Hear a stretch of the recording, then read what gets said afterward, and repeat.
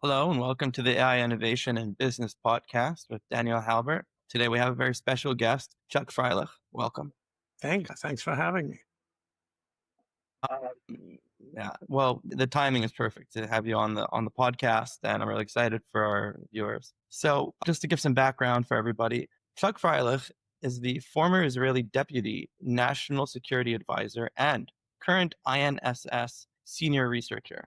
Chuck Freilich is a prominent Israeli security expert who spent over 2 decades in Israel's defense establishment before entering academia. He served as Israel's deputy national security advisor and later became a senior fellow at Harvard's Belfer Center. Today, he teaches political science at institutions including Tel Aviv University, Columbia, and NYU, and edits the Israel Journal of Foreign Affairs. Freilich is the author of Zion's Dilemma, which he wrote in 2012, Israeli National Security in 2018, and Israel and the Cyber Threat in 2023. His specialty is Israeli national security strategy and decision making, U.S. Israel relations, and Middle East security policy. He's a prolific writer. He's already published some 250 op-eds in Israeli and American outlets. Chuck, with that introduction, I'll welcome you a second time to the podcast. Thanks again. Just to get the conversation started, would you mind just explaining to me a very basic question, which I failed to truly understand? What does it mean to be Israel's Deputy National Security Advisor? Well, first of all, Israel only established a National Security Council in effect in 2000. And it's interesting that it was a time when a number of other countries with parliamentary systems, the UK, India, and others, within a year or two of the time that Israel established a council, they did as well. It's really an interesting innovation in a parliamentary system because the idea of a National Security Council is an American concept as a council that advises the president. And in the US, you have the cabinet, which isn't an important forum. The secretaries, the ministers in the American sense, are very important. But as a forum, the cabinet rarely has a great deal to do. And because of that, after World War II, the US decided, well, we need a statutory forum for national security decision-making. So it's the president, Secretary of State, Secretary of Defense, the head of CIA, a few other people.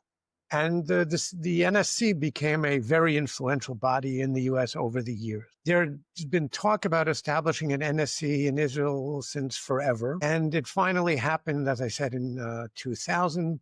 It started out as a cabinet decision that Netanyahu passed at the very end of his tenure in 2009. And then Ehud Barak wins, and he's followed by Sharon. And they weren't interested in the council. It had been established. It would have looked bad to disband it. So they didn't, but they didn't accord it very much interest. Then the Second Lebanon War, 2006, comes along. And because of the failures of the war, of the decision-making process at the time, the National Commission of Inquiry, which is established afterwards, strongly recommends that the NSC become a statutory organization and that its role be upgraded greatly. And in 2008, the legislation is passed by the Knesset, and since then you see just a growing trajectory of the council's influence. And because Netanyahu, maybe his American background, maybe just he's minded to the idea of having a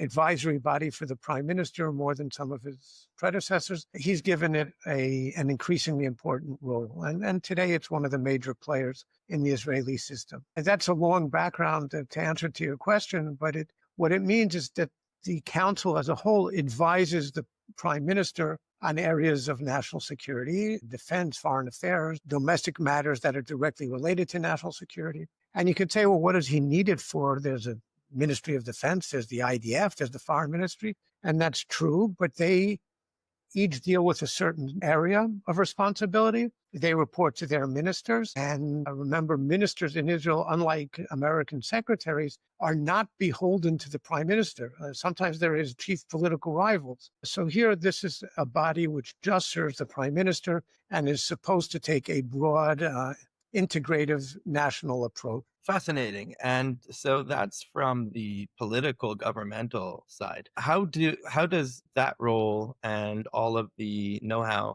tie into your collaboration with the universities? and academia? Well, you don't have to have been part of a national security council or even part of any government to be an academic. And most academics, I'm talking people in political science and related affairs, most have had straight academic careers. I'm a little bit of an anomaly because I came with, let's say, over half of my career being in government, but there are lots of other people like myself, actually. I think it provides you with an extra strength, when you've seen the real world from the inside and how things actually happen. And then if you have a good theoretical background as a political scientist, I think it makes you a better analyst in the end. So, just to go on a tangent for half a second, what does it mean to be an excellent analyst in your case? Ooh, that's a tough one. What does it mean to be an excellent analyst? Well, I would like to say to get it right, but since so many of us or most of us are wrong so often, then that's maybe not a good criterion. But yeah, it would be nice. It would be nice to think that we do it at least sometimes. Look, in the end, it's the depth of the knowledge that you bring, your ability to express it.